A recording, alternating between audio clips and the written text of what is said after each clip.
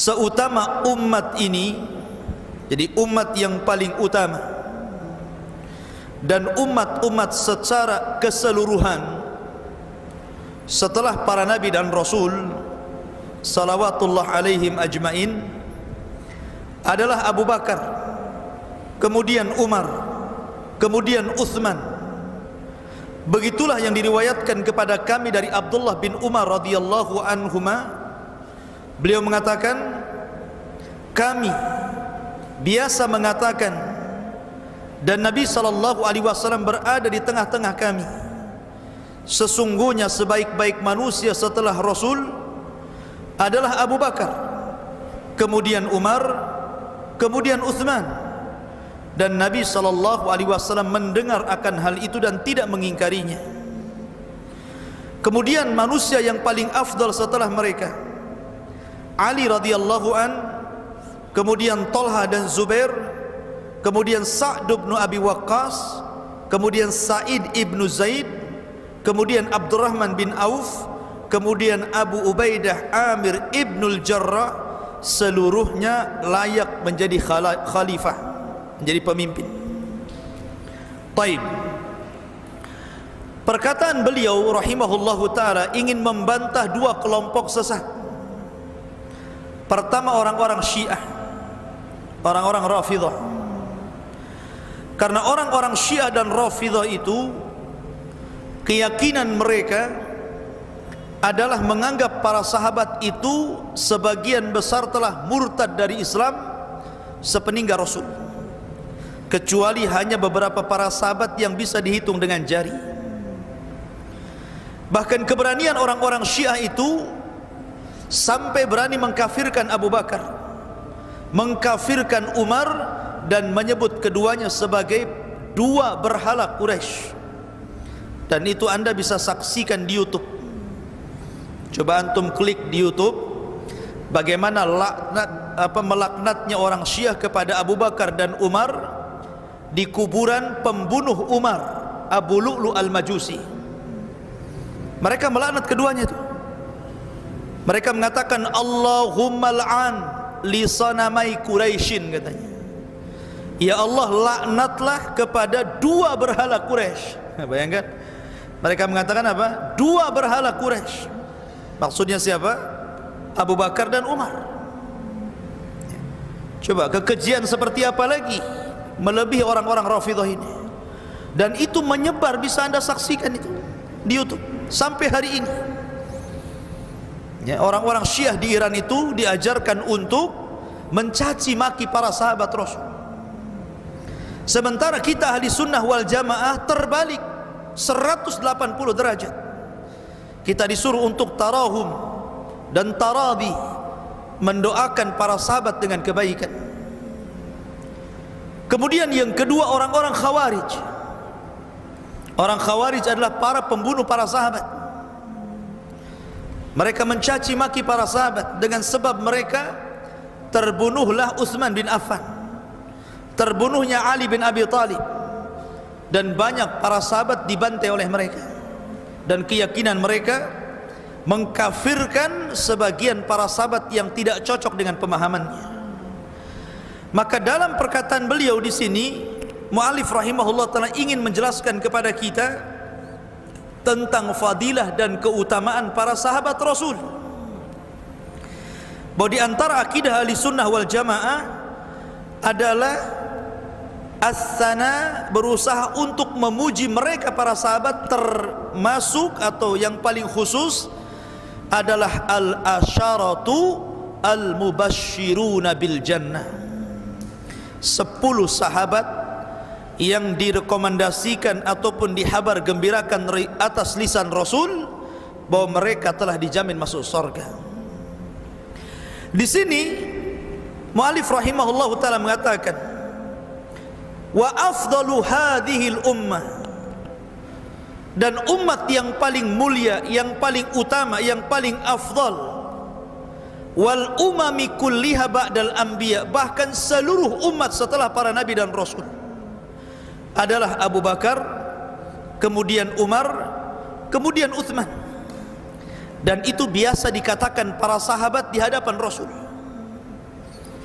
Jadi para sahabat berdasarkan riwayat Abdullah bin Umar radhiyallahu anhuma, apabila berkumpul di Masjid Rasul, kemudian para sahabat memuji 3 orang ini dan mengatakan, inna khairan nasi ba'da Rasulillah sallallahu alaihi wasallam Abu Bakar wa Umar wa Utsman wa yasma'u bidzalika nabi fala yunkiruhu. Jadi para sahabat itu kalau depan Nabi memuji 3 orang ini. Sesungguhnya orang yang paling baik setelah Rasul Abu Bakar, kemudian Umar, kemudian Utsman, dan Rasul tidak mengingkarinya. Rasul diam, artinya mengiyahkannya.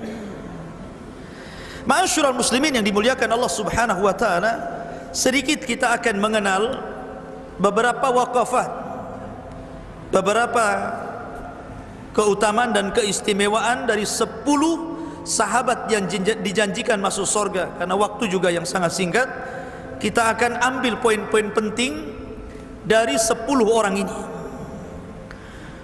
Yang pertama, Abu Bakar. Abu Bakar Siddiq radhiyallahu an adalah satu di antara sahabat Rasul, tetapi dia adalah yang paling utama dari mereka. Bahkan Nabi SAW menjanjikan kepada Abu Bakar Siddiq, dia akan masuk sorga dari seluruh pintu sorga, atas lisan Rasul. Wajar, karena di zaman itu, maksudnya di zaman awal-awal Islam, tidak ada yang seluruh keluarganya masuk Islam kecuali Abu Bakar. Istrinya masuk Islam, anak-anaknya semua masuk Islam, bahkan terlibat jasa besar dalam hijrah Rasul. Baik Abdurrahman ataupun Asma binti Abi Bakar itu sangat berjasa menyelamatkan Rasul ketika Rasul hijrah dari Mekah ke Madinah, ketika musuh-musuh dakwah melakukan sayembara untuk menangkap Rasul dan diberikan hadiah besar. Jadi memang dia sangat berjasa sekali. Bahkan di akhir wafatnya Rasul, ketika Nabi SAW sakit parah, Nabi SAW mengatakan kepada Aisyah, muru Aba Bakrin an yusalliya bin nas, perintahkan Abu Bakar Siddiq untuk salat bersama manusia. Artinya apa? Rasul tidak mau orang lain yang menggantikan salatnya kecuali Abu Bakar. Aisyah radhiyallahu anha minta uzur ketika itu dan mengatakan, Rasul, janganlah kau perintahkan bapakku. Maksudnya Abu Bakar ini kalau sholat selalu menangis, ya, selalu tidak tahan, perintahkan yang lain saja, tah Umar tah siapa gitu kan. Tapi Nabi SAW tetap mengatakan, muru Aba Bakrin bi an yusalliya bin nas, tetap perintahkan Abu Bakar. Sebenarnya Nabi SAW memandang ke depan, bukan hanya sekadar Abu Bakar itu mengimami salat 4 rakaat, 3 rakaat atau 2 rakaat, bukan itu masalahnya. Tapi Nabi SAW ingin menjadikan Abu Bakar itu sepeninggalnya adalah pemimpin untuk menggantikannya. Artinya dengan Abu Bakar menjadi imam bagi manusia di zaman Rasul masih hidup, ini pertanda suksesi kepemimpinan Abu Bakar setelah Rasul. Itu saja, ya. Padahal di zaman Rasul banyak para sahabat pakar-pakar Quran. Ada Ubay bin Ka'ab yang Nabi SAW pernah memanggilnya dan mengatakan, ya Ubay, innallaha amarani an aqra'a alaika surat al-bayyinah. Wahai Ubay, Allah perintahkan aku agar aku membacakan kepadamu surah al-bayyinah. Ubay mengatakan, ya Rasulullah, asammanillah ya Rasulullah. Rasul, apakah namaku disebut-sebut Allah? Kata Rasul, iya. Menangis Ubay, siapa saya, kenapa namaku disebut-sebut di hadapan Allah? Tapi Rasul tidak perintahkan Ubay. Rasul tidak perintahkan Mu'ad ibn Jabal. Rasul tidak perintahkan Zaid ibn Thabit. Rasul tidak perintahkan Salim maula Abi Khudaifah yang kata Rasul ambil Al-Quran dari beliau. Tapi Rasul SAW tetap memerintahkan siapa? Abu Bakar. Dan ini keistimewaan besar. Bahkan Abu Bakar Siddiq radhiyallahu anhu yang sangat berperan menyadarkan akidah kaum muslimin ketika seluruh kaum muslimin goncang ketika wafatnya Rasul.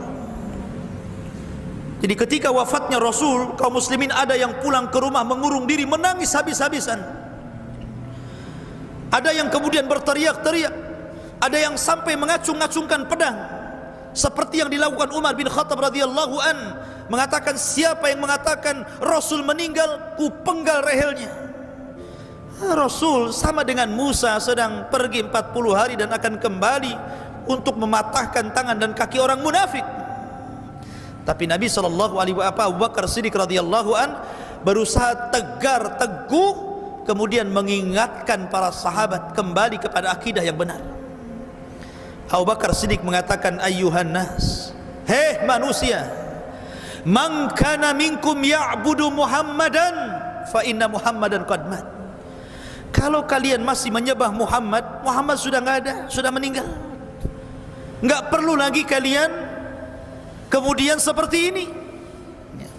Tapi kalau maksud kalian adalah menyembah Allah, fa innallaha hayyun la yamut. Allah itu zat yang maha hidup dan tidak pernah mati. Dari situ manusia sadar. Bahkan ketika Abu Bakar baru saja dilantik menjadi khalifah, goncang keadaan kaum muslimin. Dahulu Musailamah al-Kadzab yang tidak berani di masa Rasul terang-terangan, mulai terang-terangan dengan para pengikutnya. Belum lagi muncul saja nabi wanita palsu, Al-Aswad Al-Asi dan banyak lagi. Maka Abu Bakar Siddiq radhiyallahu an memerangi mereka dan menumpas habis dalam perang Yamamah. Kemudian muncul lagi orang yang murtad, muncul lagi orang-orang yang tidak mau bayar zakat. Subhanallah, diuji Abu Bakar, diuji dari luar dan diuji dari dalam. Makanya wajar kalau seandainya Abu Bakar dikatakan bahwa dua manusia yang menyelamatkan Islam, pertama Abu Bakar, karena dia yang menyelamatkan Islam dari orang-orang murtad di zamannya.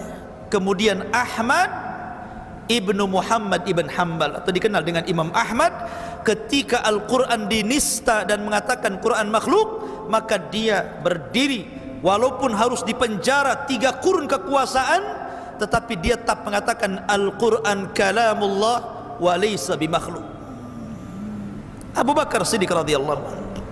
Summa Umaru, kemudian Umar, ma'ruf Umar, disebut Al-Faruq, pembeda, satu-satunya sahabat Rasul yang masuk Islamnya fathan lil Islam, membuka kemenangan dalam Islam.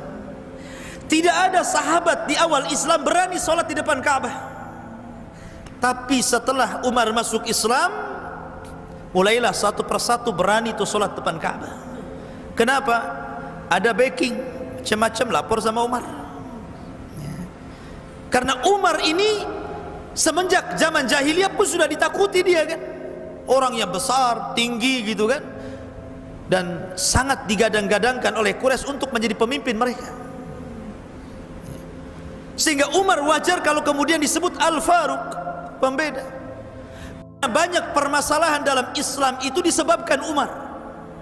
Contoh tentang permasalahan khamar. Umar ini berdoa kepada Allah Azza wa Jalla, Allahumma bayyin lana bayanan syafian fil khamri. Ya Allah, tolong jelaskan kepadaku tentang khamar ini, gimana hukumnya. Dari sini fitrahnya Umar memandang khamar itu tidak bagus, walaupun dulunya dia pemabuk ya kan? Tapi setelah dia masuk Islam, betul-betul dia menjadi orang yang berbalik 180 derajat gitu kan, menjadi orang yang subhanallah perhatian kepada agama, sehingga dia melihat khamar ini kurang bagus, maka dia berdoa kepada Allah Azza wa Jalla untuk diterangkan hukumnya. Maka mulailah Allah turunkan ayat, yang ayat ini tidak langsung mengharamkan khamar secara abadi, tidak, akan tetapi mengajak berfikir bahwa dalam khamar itu ada kebaikan tapi madaratnya lebih banyak. Tidak puas Umar, berdoa lagi, kemudian turun ayat membatasi orang minum khamar. Kalian boleh mabuk tapi jangan ketika sholat.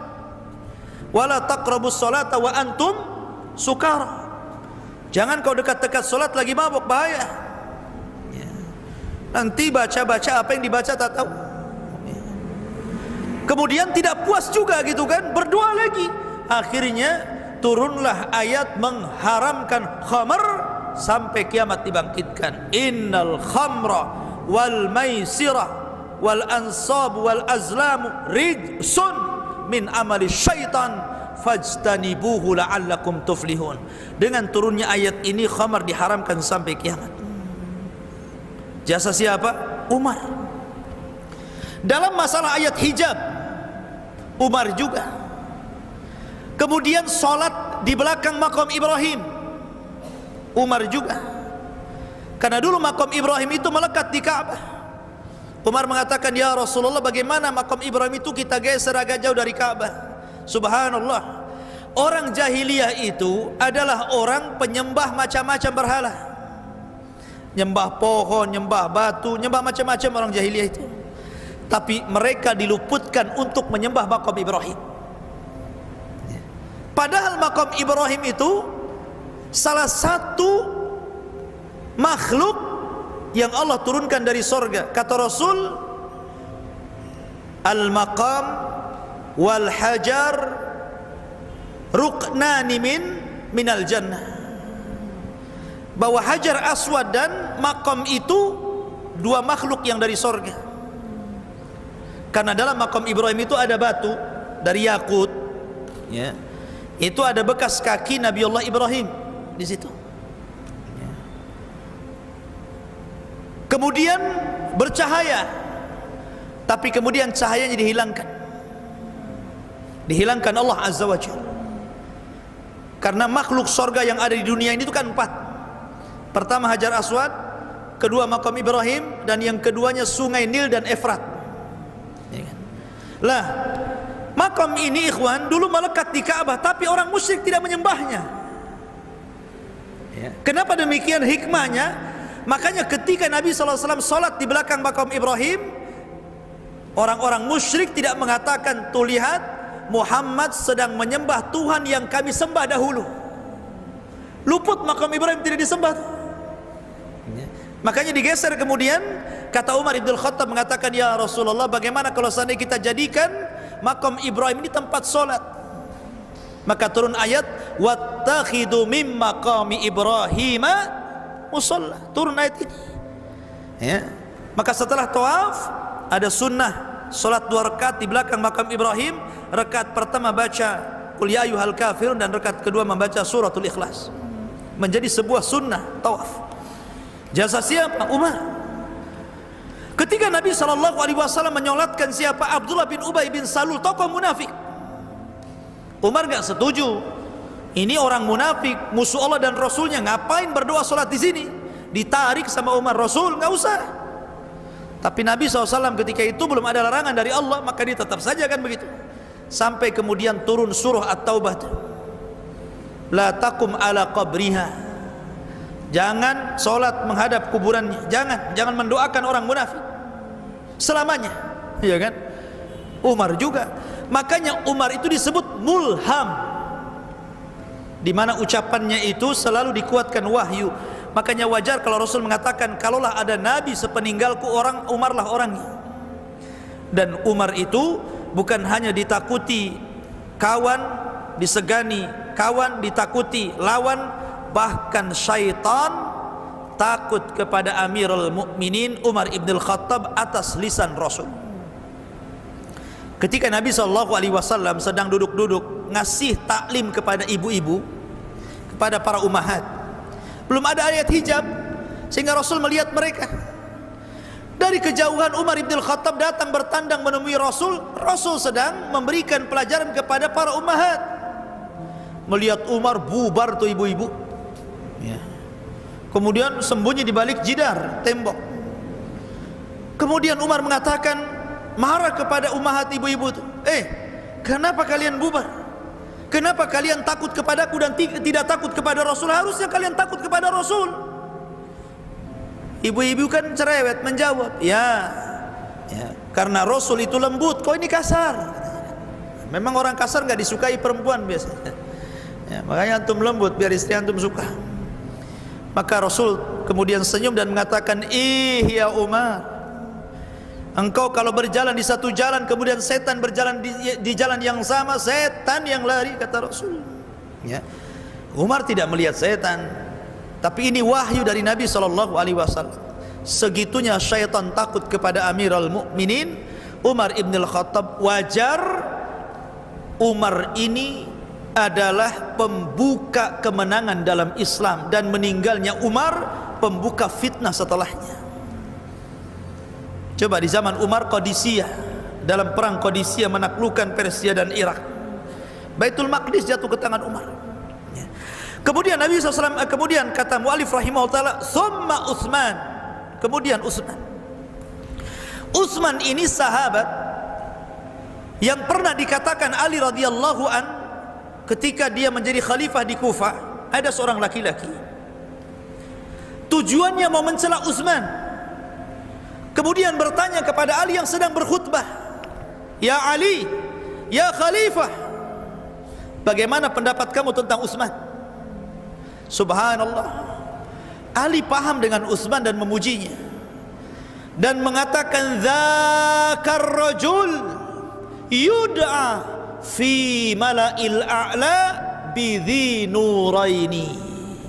Kata Ali radhiyallahu an, dia adalah laki-laki yang dipanggil dari atas langit dengan sebutan dua pemilik cahaya, karena dia menikahi dua putri Rasul, Ruqayyah dan Ummu Kulthum. Tidak ada manusia sejak zaman Adam sampai manusia terakhir meninggal yang pernah menikahi dua putri Rasul kecuali Utsman bin Affan. Pertama menikahi Ruqayyah, kemudian meninggal, maka Rasul menawarkan adiknya Ummu Kulthum, kemudian dinikahi lagi. Kemudian meninggal lagi Ummu Kulthum, dan Rasul mengatakan, kalaulah aku memiliki putri lagi, ku nikahkan dia dengan kamu. Saking cintanya Rasul kepada Utsman. Gimana Rasul tidak cinta kepada Utsman? Dia sedang bersandar duduk, betisnya tersingkap. Abu Bakar masuk dibiarkan, Umar masuk dibiarkan, Utsman masuk ditutup betisnya.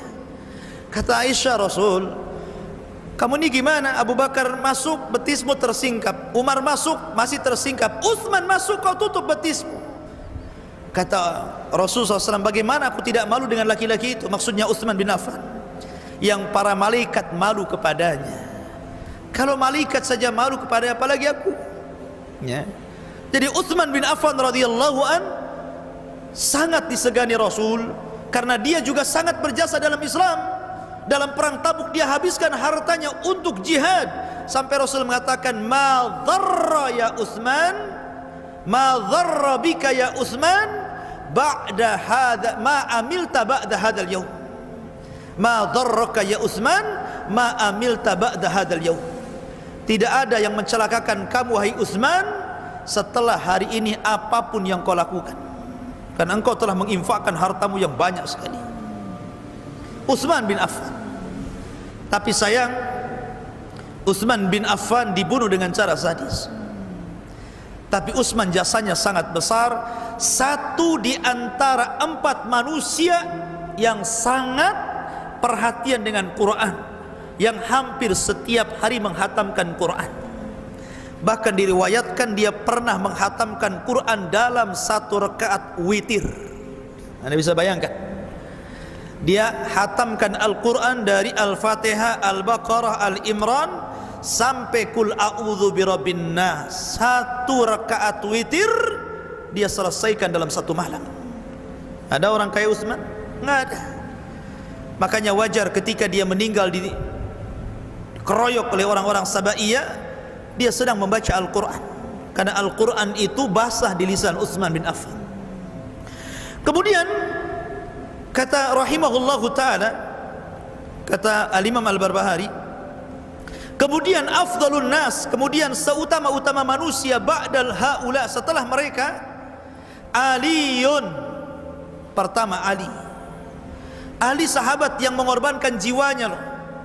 ketika Nabi SAW hijrah bersama Abu Bakar, Rasul meminta Ali tidur di kamarnya, sementara rumah Rasul sedang dikepung oleh tentara Abu Jahal. Kalau seandainya mereka membakar rumah itu atau melempari tombak-tombak mereka, niscaya Ali meregang nyawa. Tapi Allah takdirkan Ali tidak wafat hari itu.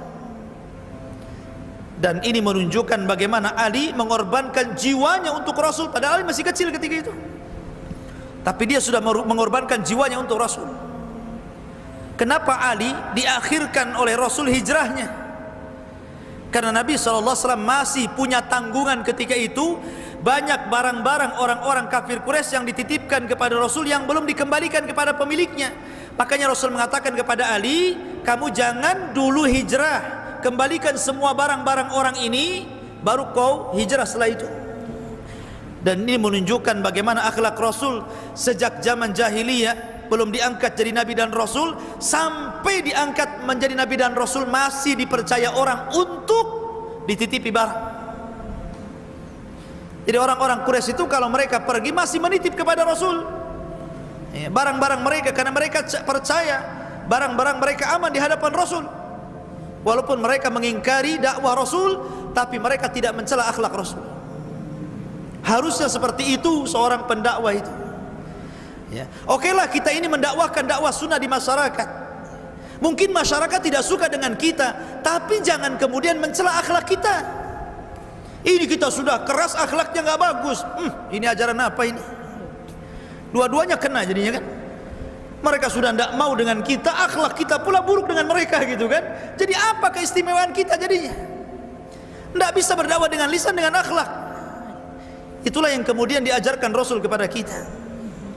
Ali radhiyallahu anh adalah sahabat Rasul, bahkan termasuk di antara anak angkat Nabi SAW, karena budi jasa baik pamannya Abu Talib kepada dirinya. Karena Abu Talib sudah merawat dari kecil, akhirnya setelah Rasul menikah dengan Khadijah, dia pun membantu ekonomi pamannya dengan mengangkat Ali dan hidup bersama dia satu rumah. Makanya dia termasuk dari orang yang pertama masuk Islam dari kalangan anak-anak, Ali bin Abi Thalib. Ya kan? Siapa yang tidak istimewa dibandingkan Ali coba? Dia punya istri wanita terbaik dunia. Kata Rasul, laki-laki banyak yang istimewa, tapi perempuan cuma 4. Asiyah bintu Muzahim, Maryam bintu Imran, Khadijah bintu Khuwailid, dan Fatimah bintu Rasulillah. Dia istri Ali radhiyallahu anhu. Dia bapak daripada pemimpin pemuda di sorga. Siapa? Hasan dan Husain. Kata Rasul, Hasan dan Husain sayyida syababi ahlil jannah, pemimpin para pemuda di sorga. Dan dia sendiri khalifatul Islam min khulafair rasyidin, yang disabdakan Nabi SAW, alaikum bisunnati wa sunnah khulafair rasyidin. Ali radhiyallahu anhu. Ya. Taib. Kemudian wa Talhatu. Setelah Ali, Talha. Talha adalah sahabat Rasul yang sangat berperan dalam pertempuran. Dikenal dia, jasa-jasa dia dalam pertempuran. Karena hampir seluruh peperangan Rasul, dia tidak pernah gaib, tidak pernah tidak hadir-hadir terus. Ya. Bahkan Rasul sampai mengatakan, man ahabba an yanzura ila syahid alladhi yamshi fil ardi falyanzur ila hadha. Siapa di antara kalian yang ingin melihat seorang syahid yang berjalan di permukaan bumi, nih lihat orang ini. Kemudian Rasul disyaratkan kepada Talha bin Ubaidillah. Talha ya, berperan dalam perang itu luar biasa. Bahkan dalam perang Uhud, dia yang menyelamatkan Nabi SAW, diangkat sampai ke gunung ya, untuk menyelamatkan Rasul sampai luka atau hampir terkena hampir patah tangannya karena terkena sabatan pedang. Heroik sekali ini beliau ini ketika menyelamatkan Rasul dalam pertempuran perang Uhud dan perang-perang yang lainnya. Kemudian Zubair dan Zubair bin Awam, dia adalah anak bibi Rasul namanya Safiyah. Safiyah ini paling keras ketika mendidik Zubair ini. Zubair kecil ini selalu dipukul-pukul. Karena orang Arab ini kalau mendidik anak beda kayak kita. Orang Arab itu jarang pakai perasaan, pakai pendidikan. Kalau kita ini pakai perasaan sehingga mikir sama anak itu kan. Bahkan saya waktu di Yaman, saya melihat anak-anak kecil itu kalau meminta sesuatu sama orang tuanya gak dipedulikan, sampai guling-guling di tanah dibiarkan aja. Nangis habis, nangis selesai. Jadi akhirnya anak itu dewasa, ya kan? Dia tidak manja dengan orang tuanya. Kalau sekarang kan semua apa yang diminta anak dikasih. Nangis sedikit saja takut nangis, akhirnya dibelikan. Akhirnya jadi manja anaknya kan. Ya. Sampai saya diceritain sama salah satu ikhwan, anak dia itu dari kecil dimanja. Sekarang anaknya sudah lulus SMA, ya. Kalau dia minta sesuatu sama orang tuanya nggak dikasih, dirusak rumahnya. Ya. Sampai pernah anaknya minta sepeda motor nggak dikasih, dipecah-pecahin satu rumah itu kaca-kacanya. Stres orang tuanya. Dibelikan kaca lagi akhirnya kan. Jadi dia berpikir bahwa daripada mecahin kaca ya sudah uangnya kasih anaknya kan begitu. Ya. Bahkan sampai suatu ketika motornya ini dirusak. Ya. Kemudian karena jadi jelek minta yang baru, nggak dikasihkan, dibakar dapurnya. Ini anak apa ini? Anak jin ya, ya kan? Ini sampai kayak gini nih coba. Ini ya Allah, saya dengarnya pun miris, dengarnya pun sedih gitu kan, kasihan orang tuanya.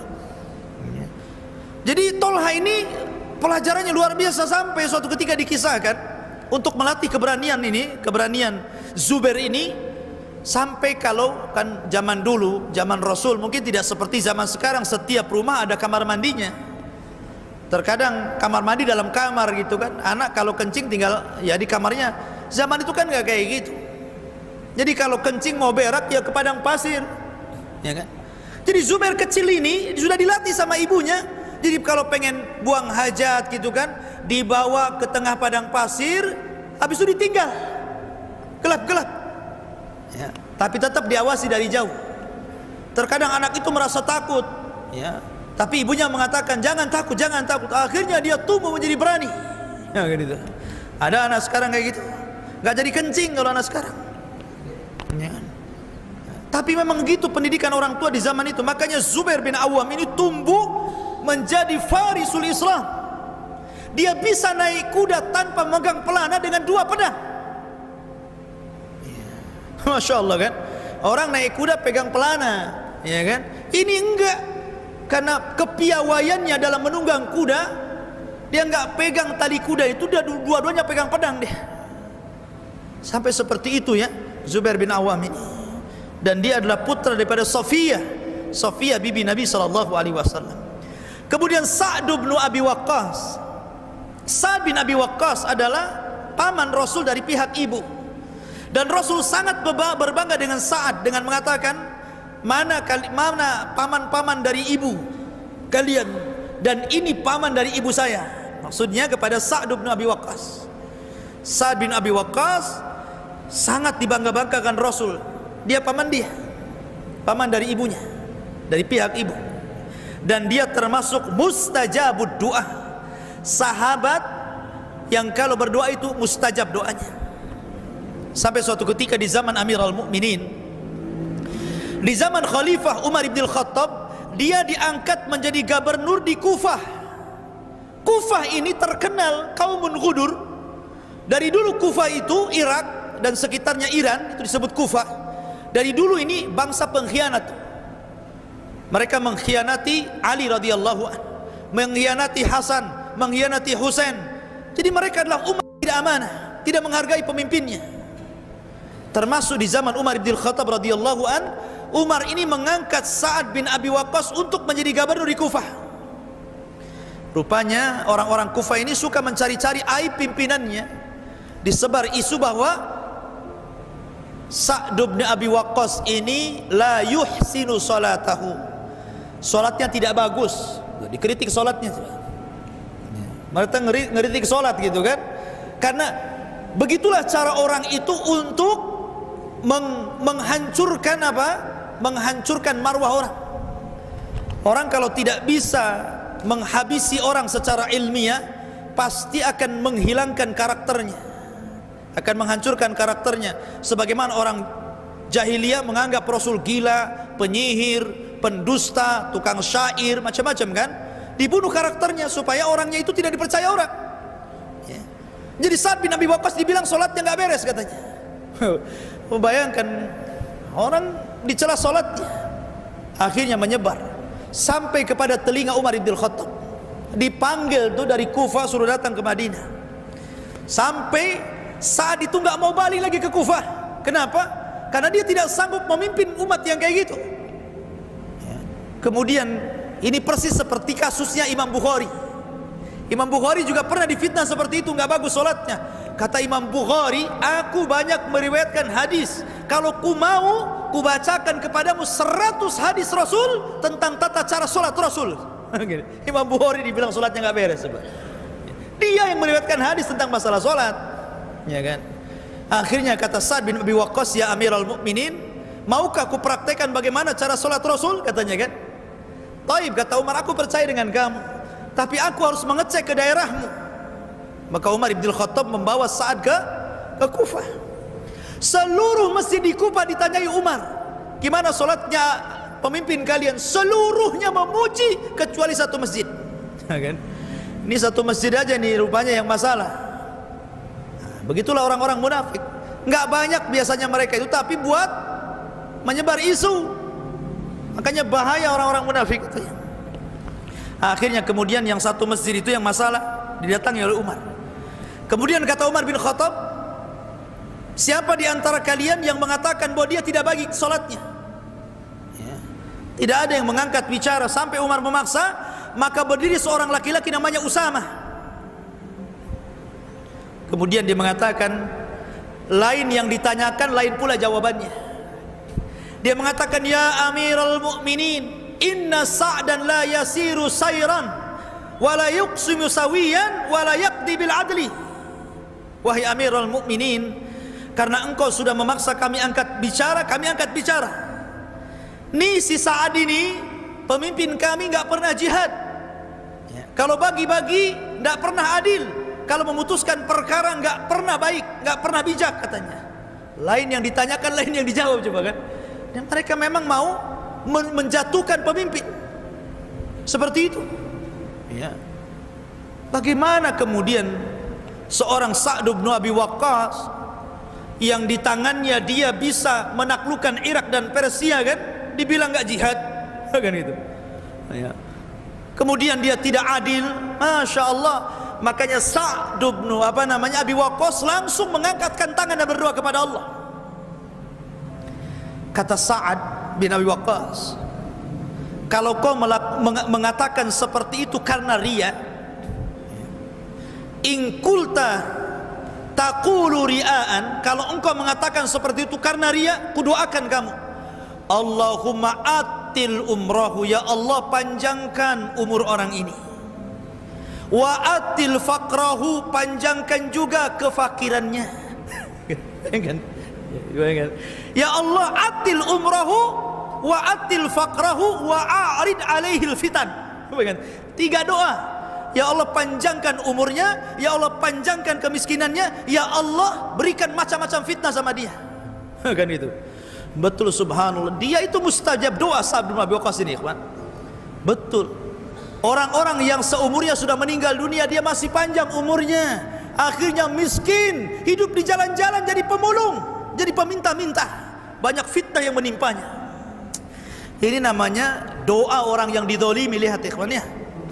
Makanya Rasul mengatakan, fattaqi da'watal madlum, hati-hati loh doa orang yang didolimi itu. Fa innaha laisa bainahu wa bainallahi hijab, karena antara dia dengan Allah tidak ada penghalang ya. Itulah Sa'ad bin Abi Waqqas. Dan bagaimana dia mencontohkan kepada kita birrul walidain sehingga turun surah Luqman. Kemudian wa Sa'id ibnu Zaidin, Sa'id ibn Zaid adalah putra seorang yang Hanifiyah di zaman jahiliyah. Jadi sebelum diangkatnya Nabi dan Rasul, belum nampak kenabian Rasul sallallahu alaihi wasallam, orang-orang jahiliyah itu mereka para penyembah berhala, tapi tidak semuanya. Ada orang-orang yang hanif, yang masih menyembah Allah secara hati mereka, tetapi tidak secara perbuatan, karena belum ada syariat, belum ada nabi ketika itu. Tapi hati mereka mentauhidkan Allah. Salah satunya bapaknya Sa'id bin Zaid, namanya Zaid bin Naufal, ya, sama dengan Waraqah bin Naufal juga, ya, dan beberapa orang-orang di zaman itu. Kalau Waraqah bin Naufal kemudian belajar, akhirnya menjadi rahib, menjadi pendeta. Tapi setelah Rasul kemudian diangkat jadi Nabi dan Rasul, dialah kemudian beriman kepada Nabi. Sehingga ulama berselisih pendapat, siapa orang dewasa yang pertama masuk Islam. Ada yang mengatakan Abu Bakar, ada yang mengatakan Waraqah bin Naufal. Tapi bapaknya ini Sa'd bin Zaid bin Naufal ini, karena dia agak lantang, suka mengingkari perbuatan kesyirikan jahiliyah, makanya dia kemudian diazab, disiksa oleh orang-orang Quraisy. Maka dia kemudian hijrah ke Syam, ingin mencari kebenaran di sana. Karena Syam itu gudangnya orang-orang yang beragama Nasrani ketika itu. Tapi sampai di Syam, para rahib sana itu justru marahi siapa? Zaid bin Naufal. Ngapain kamu ke sini? Balik lagi kau ke Mekah. Sebentar lagi di sana akan muncul seorang nabi menurut ramalan kami. Jauh-jauh kau ke sini cari nabi, di sana akan muncul nabi. Kan gitu. Balik lagi Zaid ini dari Syam, tapi di tengah jalan qadar Allah dia kemudian meninggal dunia. Tapi sebelum meninggal dunia dia berdoa. Walaupun dia tidak sempat melihat nabi yang diutus, walaupun dia tidak sempat memperjuangkan dan ikut jihad bersamanya, ya Rabb, berikan keturunanku beriman dan mengikuti dia. Maka Allah kabulkan. Salah satu putranya adalah Sa'id ibn Zaid, satu di antara 10 sahabat yang dijanjikan masuk surga, akhirnya masuk Islam di tangan Abu Bakar dan mengikuti agama Rasul. Sa'id ibn Zaid yang kemudian menikah dengan saudari Umar bin Khattab radhiyallahu an, Fatimah bintul Khattab. Bahkan salah satu wasilah Umar masuk Islam adalah karena Sa'id ini, ya kan? Taib. Kemudian wa Abdurrahman ibn Auf. Abdurrahman bin Auf ma'ruf, ya. Beliau adalah paman Nabi sallallahu alaihi orang yang sangat berjasa karena orang kaya. Bahkan ada sejarah yang masyhur yang sering dijadikan percontohan, persaudaraan dia dengan orang-orang Ansar ketika dia dipersaudarakan Rasul, antara Abdurrahman bin Auf dengan Sa'd bin Rabi. Ya, kata Sa'd bin Rabi, ya Abdurrahman, karena Rasul sudah mempersaudarakan kita, maka namanya saudara harus saling berbagi. Saya punya 2 rumah, pilih mana yang terbaik ambil. Saya punya 2 kebun, mana yang kau sukai ambil. Saya punya 2 istri, mana yang kau anggap cantik ku ceraikan, habis masa idah ku nikahkan dia dengan kamu. Bangga hebat. Nah, kalau bisa cari kawan yang kayak gitu, sampai kiamat nggak dapat tentu. Ya. Tapi ini cerita nyata, ya. Abdurrahman bin Auf adalah orang yang luar biasa. Tapi dia izah, orang-orang Quraisy itu punya izah. Bukan berarti kemudian dikasih langsung mau nggak gitu, ya kan? Dia mengatakan tidak, jazakallah khairan, semoga Allah membalas kebaikanmu, dullani ala suq, tunjukkan saja di mana pasar. Akhirnya dia sebentar saja masuk pasar, karena dia memang pengusaha, ahli bisnis. Tengok pasar ya langsung dia jualan di situ, nggak modal pun. Orang cerdas itu pasti bisa dapat duit. Ya. Selang beberapa waktu sudah kaya kemudian nikah. Itulah Abdurrahman bin Auf. Kemudian Abu Ubaidah Amir ibnul Jarrah, dan yang terakhir adalah Abu Ubaidah ibnul Jarrah. Dikenal sikapnya karena dia yang membunuh bapaknya. Bapaknya dibunuh oleh dia dalam perang Badar. Ketika itu bapaknya ikut tentara orang-orang Quraisy, sementara dia ikut tentara Rasul. Dalam peperangan memang bapaknya maksudnya membunuh anaknya itu. Cari-cari Abu Ubaidah dalam perang Badar, setiap ketemu lari anaknya, setiap ketemu lari anaknya. Tapi ketika bapaknya berhadapan dengan Rasul, Abu Ubaidah geram. Oke, saya menghindar karena dia bapak saya. Tapi kalau sudah mau menghunus Rasul, tidak bisa dibiarkan. Maka dia minta izin kepada Rasul, Rasul biar aku yang menghadapi bapakku. Akhirnya diizinkan.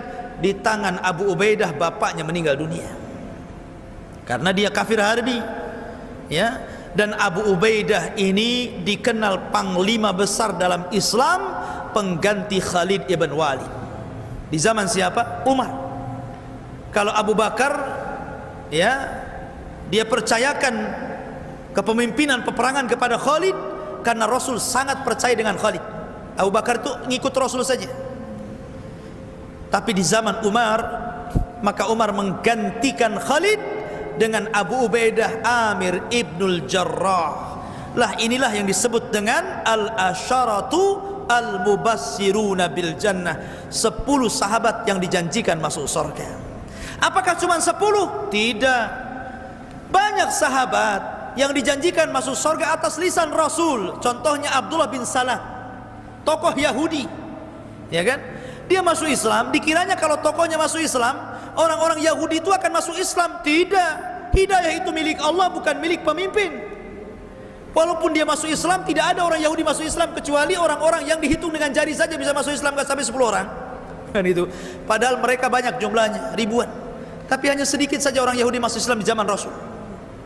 Salah satu pemimpinnya Abdullah bin Salam masuk Islam. Makanya Rasul mengatakan Abdullah ibnu Salam fil jannah. Dia di surga. Kemudian Abu Lubabah, ketika ada orang Ansor kelahi berseteru dengan anak yatim gara-gara kebun kurma, di mana anak yatim ini mengklaim ini kebun dia mau buat rumah di situ. Kata seorang Ansor, tidak, ini kebun saya, jangan mengklaim kebun saya.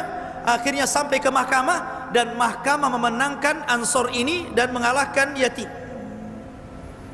Nabi ketika itu datang kepada sahabat Ansor, sudahlah berikan sedikit saja, dia ingin bangun rumah.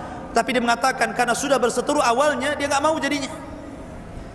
Walaupun Rasul mengatakan dan dihadiahkan siapa yang memberikan kalau kamu mau memberikan sepetak kebunmu ini untuk dijadikan rumah anak yatim, maka aku janjikan kau mendapatkan rumah di sorga.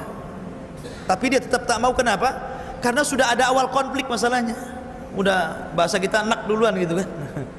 Akhirnya Abu Lubabah mendengar Nabi SAW mengatakan kalau dia menginfakkan kebunnya itu akan dibangunkan, akan dijamin sorga dan dibangunkan rumah di sorga. Oh, datang dia kepada anak yatim itu. Nah, sini, ku kasih kebunku plus dengan kebun-kebun kurma ini. Ini lebih luas daripada dia ambil. Mendengar perkara ini, Nabi SAW mengatakan, subhanallah, Abu Lubabah fil jannah, dan dia akan mendapatkan rumah sebanyak pohon kurma di kebunnya. Kan gitu ya. Ada orang sekarang kayak gitu? Ya, nggak ada. Ini cerita sahabat, ikhwan. Abu Lubabah. Atau ketika Nabi SAW menceritakan tentang Ukasha bin Mihsan, kata Rasul 70.000 orang masuk surga tanpa hisab dan adab. Sahabat mendengar itu, berdiri Ukasha bin Mihsan, ya Rasulullah, ud'u li minhum. Rasul, tolong doakan aku termasuk 70.000 itu. Kata Rasul, anta minhum. Ya sudah, aku doakan kau termasuk mereka. Ketika dia berdiri, semua sahabat berdiri, aku juga kan. Kata Rasulullah, sabaqaka bikum Ukasha. Tidak, kalian sudah dahulu Ukasha, nggak ada lagi ya. Kemudian Nabi SAW menyebutkan ciri-cirinya. Kalau mengikuti 4 ciri itu, maka kalian akan termasuk 70.000 orang masuk surga tanpa hisab dan adab. Kemudian Rasul menyebutkan tentang Rumaisah. Kata Rasul, inni ra'aitu Rumaisah fil jannah. Aku melihat Rumaisah di surga. Siapa Rumaisah? Ibunya Anas bin Malik, ya kan? Mahar terbaik dalam Islam. Ketika Abu Talha datang meminang dia sementara dia kafir, dia mengatakan, kata Rumaisah, ya Abu Talha, tidak ada wanita yang akan menolakmu. Kau ini ganteng, gagah, kaya, pemberani. Sampai ketika masuk Islam, Rasul mengatakan, la sautuka ya Abu Talha khairun min alfi jaisin. Teriakanmu dalam peperangan ya Abu Talha lebih baik daripada 1000 pasukan. Satu teriakanmu cukup menakutkan musuh. Bayangkan ya, Abu Talha. Makanya kata Rumaisah, nggak ada laki-laki yang bisa menolakmu. Masalahnya kamu itu musyrik. Kamu menyembah Tuhan yang dipahat orang ya. Kalau kamu mau masuk Islam, itu maharku. Mikir ya, karena kadang kesemsem dengan siapa? Rumaisah. Akhirnya dia pun datang dan meminang Rumaisah bintu Milhan. Kemudian maharnya Islam. Kata Anas bin Malik, demi Allah, tidak ada mahar terindah kecuali mahar ibuku, karena dia meminta keislaman suaminya. Rumaisah di surga. Atau ketika Nabi SAW menyebutkan tentang anaknya sendiri, Fatimah, ya kan? Fatimah sayyidatu nisa'i ahlil jannah, pemimpin para wanita di sorga. Ketika bicarakan tentang Hasan dan Husain, Rasul mengatakan sayyidah syababi ahli jannah, pemimpin para pemuda di sorga. Dan banyak para sahabat yang dijanjikan masuk sorga. Bukan hanya 10 saja. 10 ini orang pilihan yang lebih utama dibandingkan sahabat yang lainnya. Wallahu a'lam. Ini di antara akidah Ahlussunnah wal Jamaah berkaitan dengan para sahabat Nabi sallallahu alaihi wasallam. Taib.